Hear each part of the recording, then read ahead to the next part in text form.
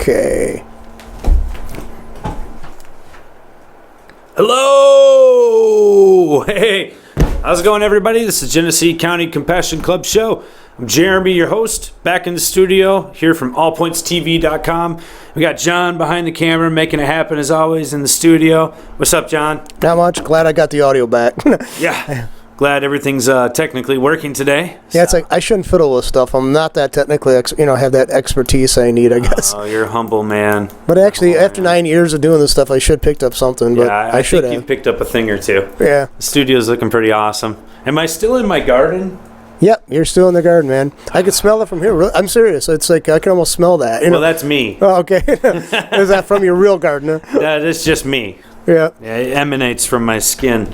It's like, I wonder about that because I've had friends that said they didn't smoke it for a while and you could still smell it when they're around. Oh, yeah, Kush is my cologne. That's what we say. Greg Joslin, what's up? Hey, guys, how's it going? Got some news to you today. I'm going to tell you what's happening with medical marijuana across Michigan, what's happening with the Genesee County Compassion Club, and that's about it, man. It's a gorgeous day outside. It's beautiful. It's the middle of summer. We just had 4th of July. And just as important, well, almost as important, we had our 710 party. It was our first annual 710 party, and I want to give a big shout out to Brian, who was one of the big people making that happen, getting everybody together. So great job, Brian. You pulled it off, and it was fantastic. We had about 710 people show up, so that was about perfect. And for those of you that were there, you know how much fun it was. And for those of you that missed out, well, dude, you missed out. I mean, you could have had cotton candy. You could have been jumping on the trampoline. You could have been getting a snow cone or some of the best caramel corn I've ever tasted in my life. No joke. John, this caramel corn was sick. It was like, movie buttered popcorn mixed in with like caramel corn, and it was amazing. Yeah, I love caramel corn. I haven't had it. I haven't had a good variety. Last time I had it was real stale. I bought it someplace. Well, this was pop fresh right in front of you. You know what I mean? It was really, really good. So, but it was all free and it was all awesome. So thank you for everybody who helped put that on and make it happen, and for everybody who came out. And excuse me, I'm still got cotton mouth from 710. For everybody who made that happen, it was freaking awesome. So thank you very much, and we'll be for sure having that again next year. So Lord willing. All right. Next event's coming up. We've got our Adopt a Highway. That's this weekend, so don't forget about that, guys. We can really use your help. It's on Saturday, and it's usually about 4 hours long. We feed you when you get back to the club, so it's a good deal.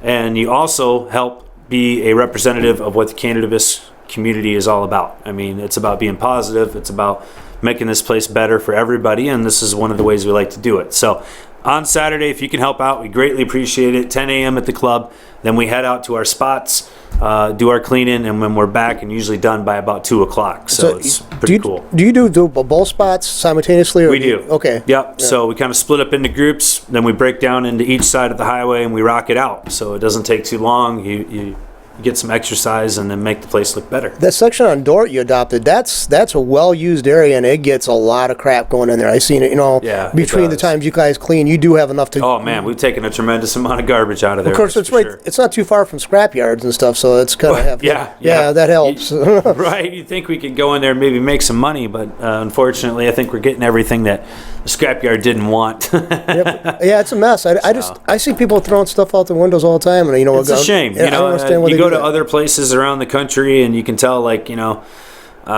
people care, and it makes a difference. The streets are clean. Right down to not even seeing things like cigarette butts. It just people care, and I think that if we can do that more. When you walk into a clean place, you have a tendency to be like, oh, I don't want to get this dirty. And when you walk into a place that's filthy, you're like, well, I don't care if I continue to add to the dirt. You don't even think about it twice. It's just something you naturally do. So if we could help clean the place up, then, maybe more people will be like, oh, this looks nice. I'll wait to throw my trash out of my car a little farther down the road. Yeah, Dort Highway, seen it also right around by where the river is over here. There are people they go over there to fish and they just leave their stuff behind. And my friend goes through and cleans it up. We don't make it over that far, but the garbage from there, I'm sure, does. Yeah. So by cleaning that up, maybe we're helping out with the waterway too. So. Yeah, I can't believe the amount of bottles floating in that river. I can't. Yeah. All right, but if you guys could help out, we definitely appreciate it, and it'll be rocking. Also, coming up this month, we've got our soup kitchen. Don't want you to forget about that. And also, we've got our Leader Dogs for the Blind. This is the golf outing out at Sugarbush in Davison. It's on the 26th. Is that right? 26th? Anyways, check it out. You can sign up for it up at the snack counter. There's flyers all around the club. And obviously the money for this helps go to support the Leader Dogs for the Blind, which is an awesome program. And you get to golf at Sugarbush. So that should be fun. I've been practicing my swing. Actually had the neighbor come over, show me a few things, and I'm sure now I'll be just as bad as I was before. All right, I've got some news for you I want to share with you. There's a few things going on here. Let me get my internet pulled back up here. Pulling out stuff. Go away, ad. Don't you hate that? All right, this is blah. Man, that was some good stuff. Yeah, okay. Where was it at? Doggone it. Read my initiative. All right, I wanted to get into the ballots today, specifically about the show, what's going on. But before I did that, there was a news story I wanted to share with you. And so let's get to that first, okay? So I got the news story. This is from the Detroit Free Press, and it's about a dispensary getting raided. And I kind of wanted to just point out a couple things here. It says here that, get back up to the top of the story here. So police arrested 2 people, confiscated 2 firearms and drugs during a raid on a marijuana dispensary Tuesday afternoon. So this just happened yesterday. Says here, according to the Detroit Free Press, the police seized 4,100 grams of marijuana, which is about 9 pounds, and removed 12 edible marijuana foods from the shelves at a place called Detroit Meds. This was Sergeant Cassandra Lewis of Detroit Police Media Relations, quote from her. So anyways, they did the search at 4:30 p.m. yesterday.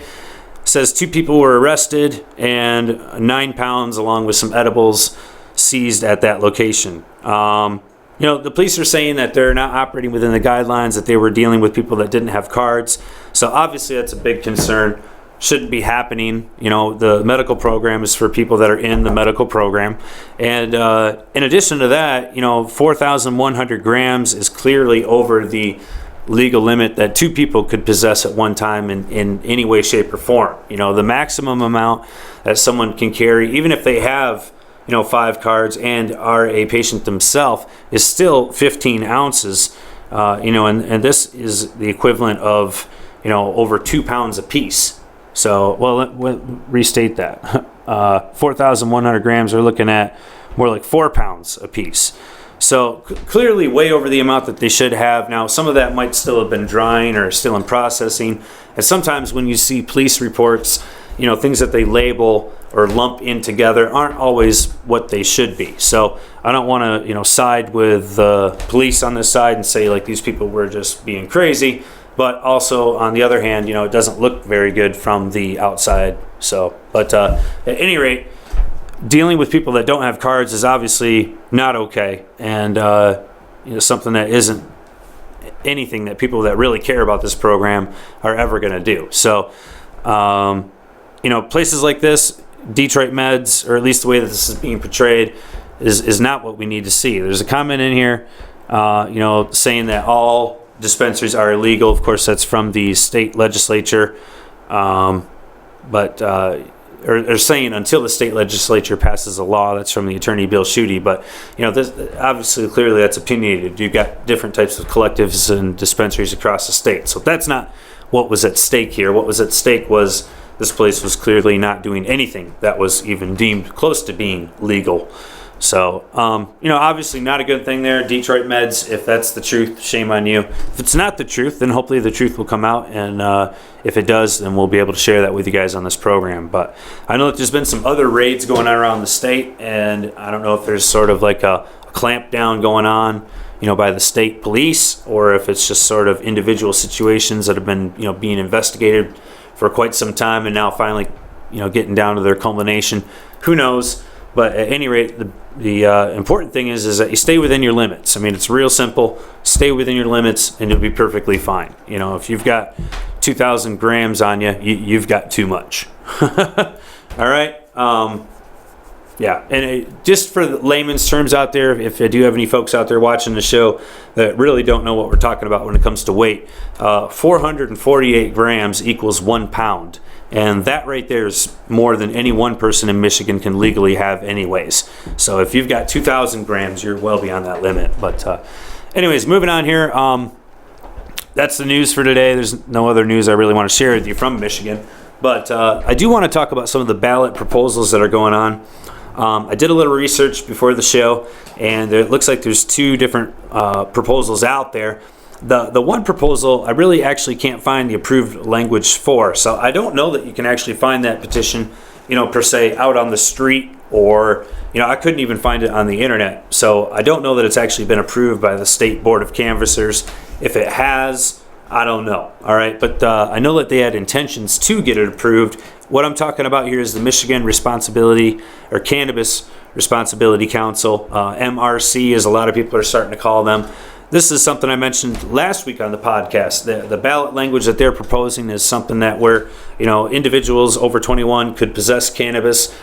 They would be allowed to grow 2 plants, and the state would issue out 10 different licenses or 5 different licenses to these large centers, which would then be responsible for distributing cannabis out to the legal adult market. So that's one ballot that's by the Michigan Responsibility Council, Michigan Cannabis Responsibility Council, or MRC, whatever you want to call them.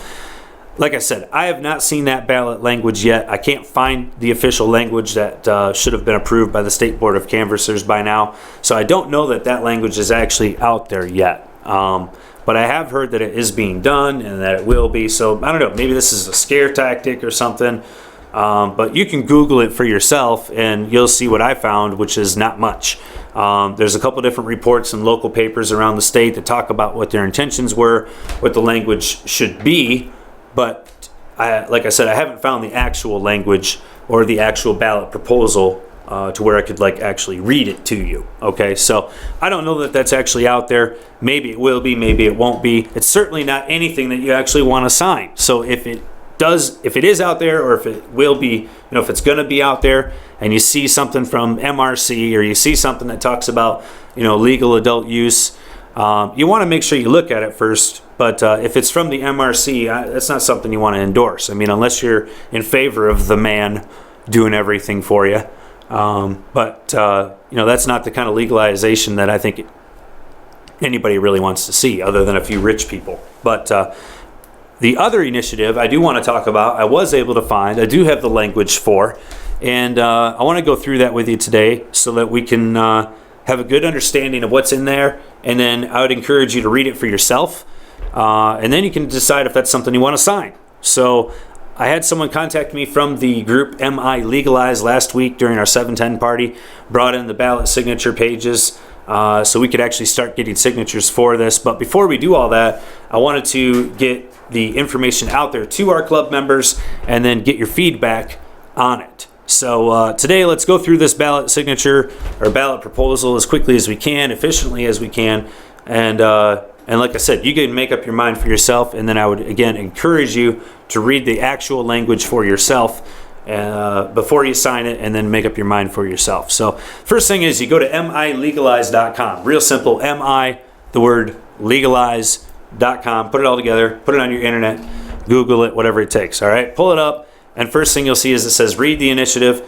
Check that out. So it says the people of the state of Michigan enact, and then it goes through the act known as the Michigan Marijuana Legalization, Regulation, and Economic Stimulus Act. So that's the name of this thing. That would be the name of the law if we actually got it on the ballot, if we actually got it passed. So there's a few steps, again, that this has to go through, but that's what it's called. And then it goes on to Section 2, which says, in this act, the context requires or otherwise requires, and then it goes through the list on definitions. So we've got things like the word consumer, which in this case means an individual 21 years of age or older, also a person with a physician's recommendation, or a person who is registered in any government marijuana program. So if we've got some people in Michigan that are, say, under 21, and they're registered in NIDA, or they've gone to 2 different physicians and got the state medical marijuana recommendation, those people, and then anyone 21 or older would all be considered a consumer. So next thing is hemp. It defines what they mean by the word hemp, and it goes in to say that any type of plant that is part of the cannabis genus or genus, any part of the cannabis plant that's part of that family that has a lower than 1% THC amount. Okay, so that's what hemp is, according to this here. All right, on a dry weight basis. Okay. Second definition is license or licensure. It goes on to say what that means. Goes on to say what it means by locality, which is a city, a village, a township, or a tribe. It goes on to explain what marijuana is, which it does include the entire part of the plant. It also includes the resin, the concentrates. They're not letting anything get by in this one here. Like we've seen, there's been some flaws to our current law, if you will say, but I think there's been flaws more to the interpretation of it, not the law itself. But at any rate, this one here, it gets a little bit more clearly defined, and it goes on to say things like concentrates, resins. Those are all included in the definition of marijuana. And then it says it does not include hemp, which is what we already defined to you, which is something that's less than 1% THC. So we got them both clearly defined and separated in this description here. It says it does not include the seeds, so those are also separate from this. And it does not include the fiber that's produced from the stalk, the oil or cake made from the seed of the plant, or weight of any other ingredient that is combined with marijuana or marijuana products. So I'm trying to clearly define what is marijuana and what isn't marijuana for the purpose of this law, and it does a pretty doggone good job.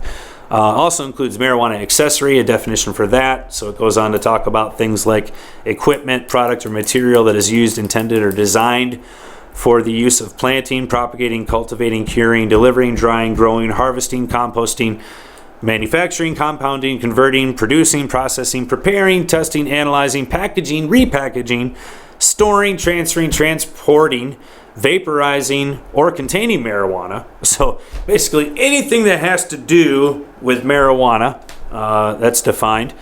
Goes on to talk about what a marijuana establishment is, what a producing a product manufacturing facility is, what marijuana products are, what a marijuana testing facility is. Goes on to describe what a marijuana store is, what a physician's recommendation is, and a few other basic definitions, like what is school property, what is under the influence, so on and so forth. So it goes through a very clearly defined section of definitions, so that when we go further and talk about the actual law, when we mention these words, you go back up to this section and you go, okay, that's what they mean by that word. So, all right. So anyways, here we go. If you're over 21, if you're an adult, this thing here would make it legal for you to possess up to 2.5 ounces of marijuana without remuneration to a consumer. So you could transfer up to 2.5 ounces as long as there's not money involved. You could have up to 2.5 ounces. You could grow up to 12 plants. And then it also goes on to say you could transport them, what size they are, and so on and so forth. Let's see here. There is a 10% tax that would be on the marijuana on the sale of it when there is a sale. It goes on to describe where that tax is going to go to, which is 40% to the Department of Transportation, 40% to the school aid fund, and 20% to the locality where the marijuana business is located. All right, let's get on here.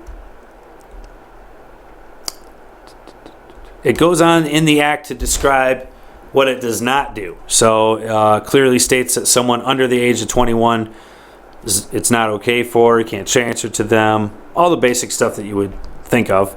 All right, let's go on here. It goes on to talk about fees for businesses. So if you want to get into the business, it says here that localities may adopt rules necessary, and then they also may have fees up to $5,000, but not more than,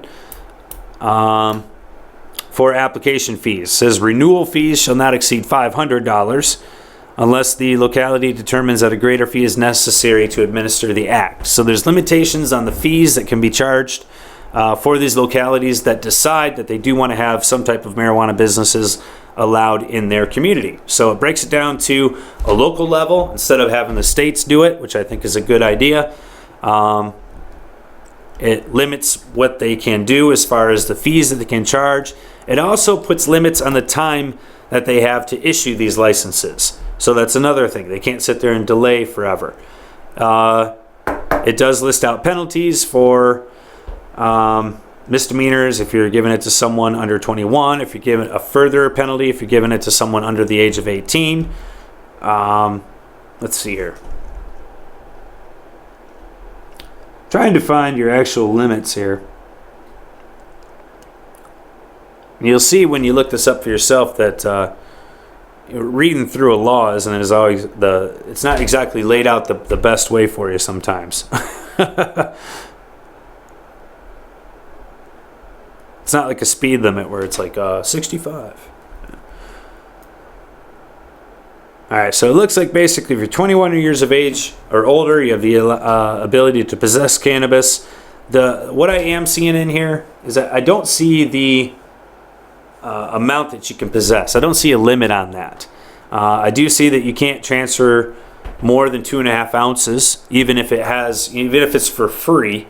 You're still capped at, on a personal level. If you're not a business, you can't transfer more than that to any one person. So you consider that a limit. But I don't see limits in here for some other basic things. And so I kind of want to put it out to the MI Legalized Committee. If any of them are watching this or happen to see this, I'd love to ask you some questions. You can call up to the show when we're on, or you can get a hold of me on Facebook or through the club. But there's some other questions that I do have about this ballot proposal that maybe you guys could answer for us and wrap things up. But I can see that the law is pretty well laid out as far as protections. It definitely authorizes cannabis possession, personal cultivation. It allows for local businesses allows for local municipalities to license local businesses. It lays out, time limits and fees. It lays out tax collection, where the distribution of the tax funds go to. So there's a lot of things inside of this law that I think are positive things that make sense and that I think have been taken from a lot of the different groups around the state as ideas of, what would we like to see if legalization was put on the plate in front of us. So I think that all in all, what I see so far looks pretty good. But there's a few questions remaining out there, such as how much can one person or one individual possess? I'm sure that's in here somewhere, but I'm missing it. I'm a layman's type of guy, and they're tiny words. There's lots of them. I don't know. You know what I mean? But maybe you could answer a few questions for us. Like, what is a maximum limit that an individual can have? Or is that something that the local municipality would decide for themselves? How many plants can an individual grow? That's probably in here as well, but I'm not seeing it off the top of my head. I see that you can have 12 plants that you can, it says here, cultivate, harvest, or transport 12 or fewer plants, each of which is at least 12 inches high or 12 inches in diameter. So, there's parts in there that I see, but can you have more than 12 if they're smaller? What if I'm not transporting them? Then can I just have more then? So you can see there's probably some questions out there, but it's something that I would like to get answered on the program here for our members and for the other people out there that are interested in this ballot proposal. I think that, patients definitely and caregivers as well could use additional protections here in Michigan, certainly in the climate that we've seen over the last 5-6 years with the current administration. I mean, it hasn't exactly been the friendliest handshake from the state on, here's a program for you guys to use, but don't get too happy about it because we might still throw you in jail for using it. We've seen that. So we're a little bit precautious about more laws. You know what I'm saying? So what we'd like to do is kind of get a clear distinction on what are some of these things in this law before we can openly support it. I think it's good to have further protections as patients and caregivers, and so I think this is something that we should definitely take a look at. I don't think it's right for anybody to be thrown in jail for cannabis use. I just think that's preposterous. I mean, certainly when we allow things like alcohol in our society to be, not only used, but prevalently used, promoted in our society to use. And, so if we're okay with that, if we're okay with, manipulating our consciousness with outside substances as humanity goes, well, then I think cannabis is probably the least damaging of those, and probably the least, damaging to the rest of us, anyways, without question, as far as substances go. So, as far as legalization goes, yeah, I think it absolutely should be legalized, because I don't think anybody should be put in jail for it. I don't think anybody should have to pay somebody else to be in jail for it. It just seems absolutely preposterous. Unless you want to go back to like Quaker state, where like you're not allowed to get buzzed up at all, any way, shape, or form. No caffeine, no nicotine, no nothing. You know what I mean? If you want to go that route, well, all right, then you're an extremist, and you can go live off in your own little Quaker state. But for the rest of us out here in reality who need to relax every now and then, instead of having alcohol, I think cannabis is a viable alternative, less damaging, less dangerous. So certainly it should be available for adult use for recreational purposes. Absolutely should be available for medicinal purposes. And a lot of people would say, well, it is. Well, yeah, it is, but there's still people being put in jail that are doing it for medicinal purposes and being misunderstood by the court system and by law enforcement, and being told that they're abusing the system. And as long as that's happening, then yeah, they need to have further protections. So this is definitely something I want to take a look at, definitely something that I think I could support, but I do have some more questions, and hopefully we can get those answered for you. So I'm going to do a little more homework and research over the next couple weeks here. We've got lots of time left. They have 180 days, I do believe, to collect the 255,000 signatures that they need to get this on the ballot. So there's a lot of signatures left to collect, but there's also a lot of time. And I think what we'd like to do is research this a little bit further, get that information to you guys, and then let you guys make that decision for yourself. So like I said, you can check it out for yourself on milegalize.com, and then maybe if you want to, call in on the show. It's 248-247-5846. I'll be here next Wednesday, 3 to 4, same time every week, and we can talk about it. All right? John, have you heard about this at all? Anybody in your community talking about the legalize? I know you got Sal on here who talks about drug reform policy and so on. Yeah, I actually had a friend that was called Gathering Signatures. So one guy, Steve Richardson. So he was going around getting. I guess they booted him from the farmers market down here downtown.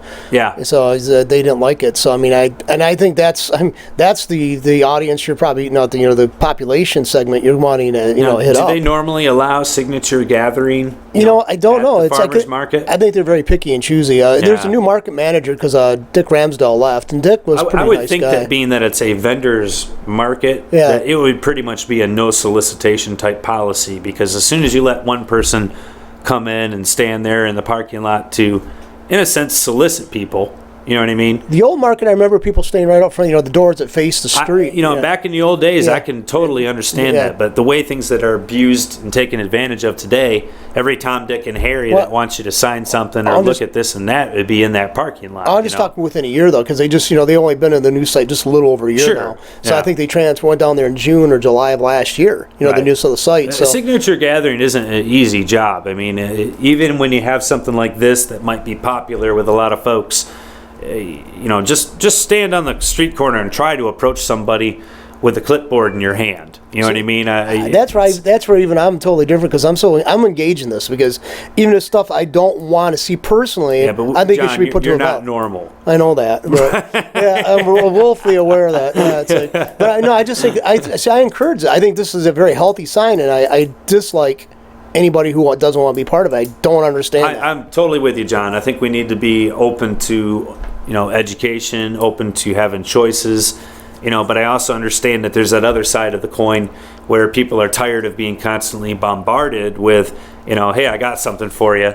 This is going to change your life, and it's the next cable salesman. You know what I mean? Or I think it's Wi-Fi connection dude, and you just get sick of it. You're like, dude, I'm here to buy some frickin' bananas. Get out of my way. But the politicians are so eager to take more responsibility of themselves to make choices for you. Yeah. I think it should. I think that people should be outraged by that and want blood, but no, that's okay. Those guys are good. Even for years they haven't done anything that I approve of, but we'll keep on just putting the same guys in the same position. John, you're preaching to the choir. I think that it seems right now that the politicians, for the most part, seem to be in it, for the people that put them there. It's very clear.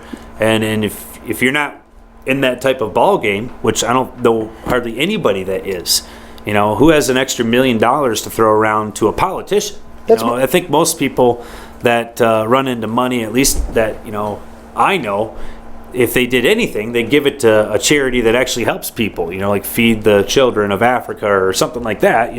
If you've got extra money, I don't know anybody that has so much extra money that they give it to a politician. That's what I hope to do, though. I hope to make enough money so I can buy a politician. Right from the onset, he or she announces their intention of running. I'll just buy them from the get, and they have to do my bidding. Yeah. That's what corporations have done for years. Why can't we do that? You're absolutely right. But until that day, John. We got to pool resources. We could do it. We could just, throw in the money. We just put it up. It'll be a PAC committee, and we'll call it buyyourpolitician.com. Yeah.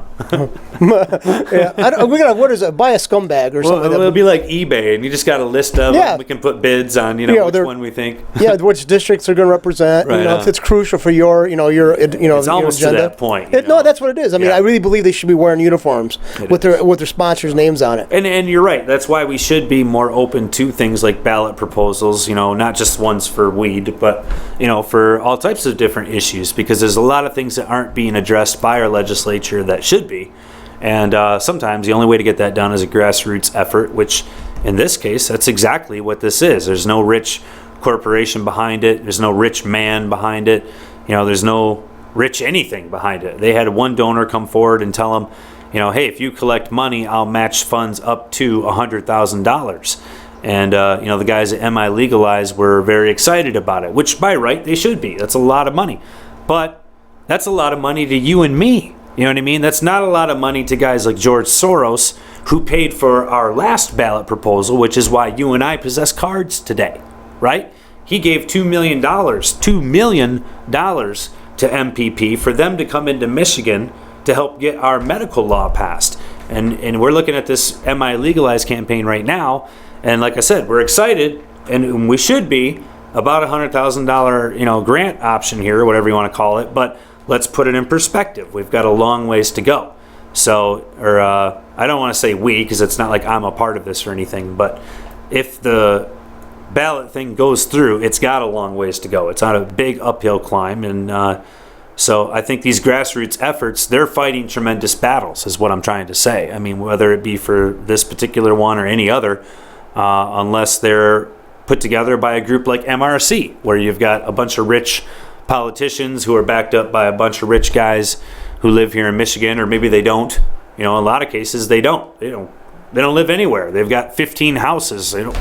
Which one are they living in this month? You know what I'm saying? And both parties like that. Hillary Clinton's like that. She was a carpetbagger, in my opinion. She went to New York, got elected senator. She's a politician. And the people that pay for her to be there, they're even more lucrative in their lifestyle. But anyways, we'll quit harping on that. You guys need to check this thing out for yourself. And because, being that, all that said, obviously this isn't something you're going to be hearing about on TV. There's not going to be ads or yard signs or billboards around the state for this. If there are, they're going to be few and far between, because there's not a lot of money in it. You didn't see that for the medical marijuana campaign, and that had $2 million in it. Put it that way. So it takes a lot of money. I think, what did the governor spend on his campaign this last year? I was like $50 million, I believe. Are you serious? Yeah, I think Snyder. Yeah, for the Michigan one. Here, look it up for me. You got Google there? Yeah, hold on here. Let me check it out. But yeah, the amount of money that's spent by statewide campaigns, such as like the one to get the bridge built or not built, or like gubernatorial campaigns. I mean, there's a tremendous amount of money spent. And when you look at like what kind of money groups like MI Legalize have to work with, it's really just a shot in the bucket. So it's got to be elbow sweat and grassroots that gets it through. That's the only thing that can make up for the lack of funds. See if John's got a number for us. I'm trying to come up with that. Just trying to find how to word it in the Google search. How much did he pay? How much he spent? Yeah, it was his 2014 gubernatorial campaign finance. Yeah, hold on here. Yeah. But it's like we got to ask yourself, if you're a public servant and you're spending that much money to get in position, these people are not so altruistic. They're doing it for their own good. They're going to be recouping at least something of what they're laying out to get in there. You mean a return on investment? Is that what you'd be talking about? Yes, John? exactly. Yeah. Well, absolutely. There's no freaking way that companies are going to be donating those kinds of funds and not expect them to do their bidding. It's just $11 million. $11 million. Yeah, that's what Right, so it wasn't $50 million. It was $11. But $11 million for an office that maybe pays $140,000, $160,000, $180,000 maybe. Yeah. Well, that doesn't make sense. I mean, you would have to hold that office for decades to recoup that. Yeah. I mean, that's just insane. Why is he doing this? You know, they're not doing it out of their own good. Why do politics even work that way? Because there's going to be legislation passed during that administration, or legislation sometimes in some cases undone in certain administrations that will ultimately benefactor those people who made those contributions. It is an absolute fact. That's how it works. And look at that. $11 million is what your governor spent to stay in office when he had a pretty good shot at staying there in the first place. $11 million. You know what I mean? It wasn't a heated race. If he had a heated race, he had another $10 million to spend. Yeah, no, what I'd like to know is this, though. I mean, I really like to know this. It's like, there's got to be a benefit. I mean, these people are smart. Obviously, he's a smart. Absolutely is a benefit. I mean, I'll tell you what. Here's a proposal. And this is kind of a shameless plugging. What you do is you have reform. Basically, just say you get this much money to spend. Everybody does. You're not allowed to have any outside money for your campaign. You all get to bombard the airways through using the media that already exists. We'll give them a chunk of that cash. And guess what? You can come to All Points TV and you give us a chunk of that cash, and we'll put you out there. Yeah, I think they should. I'm open to corruption. Free half hour on PBS. That's exactly. That's what I try to do with the mayoral candidates. I give them 30 minutes each to come in here and talk about what they want. We have Mr. Moss, who's pretty much unbiased. I mean, he's very unbiased when he does an interview. I think that's the way it should be done. They should get the same questions. No BS, and actually trying to encourage them to answer the friggin' question instead of going on a roundabout like, that's a great question. Let them go roundabout, and then hopefully, your voters out there have enough brains to vote for the ones that don't go roundabout. Well, did you ever see the episode of Cheers where Fraser asked the guy a question, a politician on Cheers, at the bar, and he just goes on, well, that's a good question, and I think I got to put a committee there, and he goes, but then after the guy done with this thing, Fraser goes, you still haven't answered the question. It's like, yeah, it's exactly what it is. They keep on going around about it and pointing the finger at somebody else or just skirting the issue totally. Well, it's because they haven't been told which way to vote on that yet. Well, see, in a way, but look at Chris Christie, though. He's still adamant. If he gets to be president, he's going to go after the medical marijuana community. He's going to go after the marijuana community total. Right. Okay, I guess that's a guy. You ever heard the expression, shooting yourself in the foot there, Chris? That's exactly what you're doing. That's not the will of the people right now. And you, as a politician, we don't want your vision. Yeah. Right now, there's a schism in the Republican Party right now, in the GOP, when it comes to cannabis. You've got certain select group out there like Rand Paul and some others out there that are on board with cannabis big time. In fact, Rand Paul just was a keynote speaker at a marijuana convention not that long ago. And it wasn't really a marijuana convention, but it was like a growers convention. So, I mean, and it was towards the cannabis industry. So, I mean, you've got, and he wasn't there to, talk. He was there to start garnering support. I mean, they're not dumb to this. They know that this is a growing industry as well. And some of those politicians are looking to capitalize on that industry so that we can be their next donors, like you're saying, John, and buy our politician. They're smart enough to know they're getting bought, and they're out there basically trying to sell themselves. But you do have other people like Chris Christie, who, he still works for the cannabis competition, and his supporters are telling him no. And that's why you've got guys like him and Kevin Sabat, who are basically being promoted by companies out there or individuals who own those companies that are in direct competition with things like agricultural hemp production and also cannabis as medicine. You've got companies, pharmaceutical companies, that are still going to be in competition with that for medicinal purposes. When you've got companies like GW and Bayer, which is really the same thing, putting out and trying to get put out in this country, Sativex, cannabidiol, and a few other things that are similar to that. These are cannabis-based medicines that are basically synthesized forms of those, broken down into singular compounds. It's baloney. You know what I mean? And they're going to put those out there. They don't want competition. So you've got guys like Christie who are fighting against it. And you got guys like Rand Paul, who he's probably buttered up with some other, business out there that's going to be a benefactor to the cannabis community. Things like banks and insurance companies that are just waiting to dive in because they know they can, but they still have a red flag in front of them, the federal government, that's telling them no. And when that flag gets lifted, they'll be in like Flint, believe me. So. I like the politician actually say, you know what, guys, I don't have position in this. I'm going to go the way the bulk of the people are going. The majority of the people are saying there's a that's few a democracy politicians out there that do that, and I can tell you, Jim Ananick from here in Genesee County, who's our Senate minority leader, is one of those guys. I talked to him personally one time, and he said, well, I don't know about that because I haven't talked to a constituent yet. Yeah. I was like, that's the best answer I've ever heard from I like a politician. Jim, even though he's a Democrat and he votes 90% of the way I don't want to see it, but I like Jim. He's been in the studio several times. Jim does what his constituents ask him to do, and he's a rare breed. Yeah, he's not always been a supporter of cannabis. He is to some extent, but at any rate, at least he does what his people, his body of people that he represents, ask him to, which is, like I said, it's rare. I get attacked because I'm a conservative. Politically, I'm a conservative in many ways, and I get attacked. I have some friends of mine back when we were in the Republican groups together, and they attack me now because I'm on board with legalization efforts. John, have you seen your own videos? You are crazy. No. Yeah. Oh yeah. According to some people, yeah, because I believe in the Constitution. That's as soon as you start talking about that, you're already they grow and roll their eyes and call you a nut job. You're one of those crazy educated guys. Yeah, they just don't like it. It's like there's a video, by the way. I don't know if you've seen about a cop actually standing up for the Constitution. I should. Yeah, you got to watch it. It's really. No, I'm not a Trump fan. Yeah, I'm by not any means. Well, no, but I do like the saying that he's basically stolen, which is you can't apologize for the truth.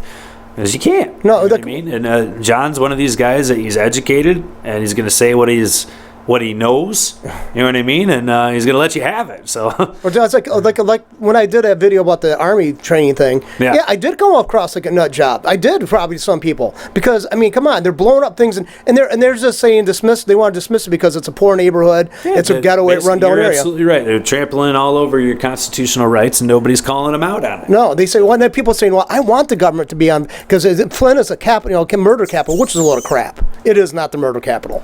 You got cities with much higher body count. Sorry, each year we like to maybe boast about that or try to use it for maybe getting federal funds, but it's not accurate. It really isn't. Yeah. No. Absolutely not.